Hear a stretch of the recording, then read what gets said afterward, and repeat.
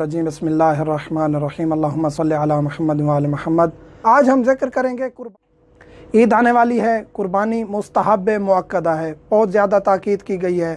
कुर्बानी करें, उससे होंगे एक अपना हिस्सा रखें, एक मुसलमानों को दें, जो मुसलमान मसलन हमसायों को दें, किसी को भी दें, आपकी मर्ज़ी, मुसलमानों को दें। और तीसरा हिस्सा ये है कि वो फ़ुकरा को दें। अगर ये नहीं भी देंगे, सारा आप खा जाएंगे, फिर भी कुर्बानी हो जाएगी, लेकिन ये अफजल यही है, यानी कुर्बानी का मकसद यही है कि एक जानवर में एक शख्स अपने अहलो अयाल की, यानी एक घर में 8 से 10 बंदे हैं, 4 बंदे हैं, 3 बंदे हैं, अपने एक घराने की पूरे की तरफ से एक जानवर अगर ज़िबा कर देंगे तो काफ़ी है, वो एक ही कुर्बानी तमाम की तरफ से हो जाएगी। एक जानवर में दूसरे शख्स का इश्तराक भी हो सकता है, जैसे गाय है, ऊँट है, इनमें आप इश्तराक करें, 2, 4, 8, 10 बंदे मिल जाएं, कोई मसला नहीं है, इश्तराक कर सकते हैं, अपना अपना हिस्सा लेंगे, पैसे डाल लेंगे, कुर्बानी हो जाएगी। दुम्बे में इश्तराक नहीं हो सकता। सैयद अली सिस्तानी दामजिल्लहु के नज़दीक कुछ रिवायात मिली हैं जिनके नतीजे में यह नतीजा निकाला गया है कि दुम्बे में एक ही शख्स, यानी अपने अहलो अयाल की तो कर सकता है, लेकिन कोई और पार्टनर शामिल नहीं करेगा। इसके अलावा बकरा है, भेड़ है, या गाय है, या ऊँट है, उनमें वो शामिल कर सकता है दूसरे अफराद को। अफजल वक्त ये है कि तलुए शम्स से लेकर, यानी ईद के दिन जब सूरज तलू हो जाए, उस वक्त से लेकर ईद नमाज ख़त्म होने तक, ये सबसे अफजल वक्त है, यानी ज़्यादा सवाब है इस वक्त कुर्बानी करने का। वैसे कुर्बानी के हैं 3 दिन आप कुर्बानी कर सकते हैं, यानी 3 दिन, पहला, दूसरा, तीसरा, 3 दिन आप कुर्बानी किसी भी वक्त कर सकते हैं।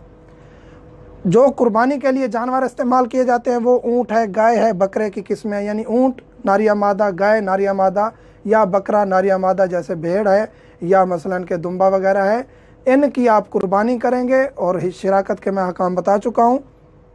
जानवर की भी कुर्बानी जो कुर्बानी है जो हम करते हैं, हज के अहकाम अलहदा हैं। हज की जो कुर्बानी है, जो हज पर जाते हैं उन पर जो कुर्बानी वाजिब होती है, उसके अहकाम अलहदा हैं।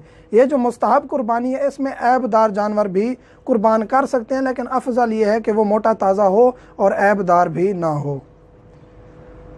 और जल्द या चमड़ा, ये ज़रूरी नहीं है कि जो हुक्म देते हैं कि हमें ही दें और किसी और को देना जायज़ नहीं है। आजकल ख़ुसूसन पाकिस्तान में ये मसला ज़्यादा चला हुआ है। आपकी मर्ज़ी, मुस्तहब है कि उसको सदका करें। सदका आप किसी मोमिन मुस्तहिक को भी दे सकते हैं, किसी मदरसे को भी दे सकते हैं, जहाँ आपको ज़रूरत महसूस हो कि यहाँ दीन की खिदमत होगी, या ये मोमिन दीनदार है, इसको दूंगा तो इसके बच्चों को या इस इदारे को फ़ायदा होगा, वहाँ आप दे सकते हैं।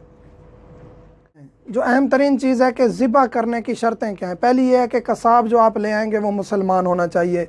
मुसलमान, ज़रूरी नहीं है कि आप कहें कि शिया नहीं है, ज़रूरी नहीं है शिया हो। आप मसलन के अहले सुन्नत से भी अगर आप करवा लें जानवर ज़िबा तो कोई हर्ज नहीं है, वो कुर्बानी दुरुस्त होगी। लोहे की छुरी से ज़िबा करना है, ज़रूरी है। स्टील की छुरी नहीं होनी चाहिए, कोई और धात की छुरी नहीं होनी चाहिए, लोहे से ही ज़िबा करना। इस्तक़बाल किबला हो, किबला की तरफ रुख हो, फिर उसको जानवर को ज़िबा किया जाए, बिस्मिल्लाह पढ़े, अल्लाह अकबर पढ़े, अल्लाह का नाम ले ले, और जो दुआ मौजूद है किताबों में वो दुआ पढ़ी जाए, बेहतर है। लेकिन अगर कुछ भी ना हो, फ़कत अल्लाह अकबर या बिस्मिल्लाह भी कह देगा तो कुर्बानी दुरुस्त हो जाए। ज़िबा के बाद खून सही मिकदार में निकले। ज़िबा किया है, 1-2 कतरे निकले हैं और जानवर भाग गया, ये ज़िबा शुमार नहीं होगा। ज़िबा करें, रगें काटें, खून सही मिकदार में निकले है कि उसके बाद जानवर फड़फड़ाए। आपने ज़िबा किया और आपने जानवर का गला काट दिया या जानवर फ़ौरन मर गया, ये दुरुस्त नहीं है। ज़िबा करें, ज़िबा करने के बाद उसका खून निकले, जानवर थोड़ी देर फड़फड़ाए, तो ये कुर्बानी दुरुस्त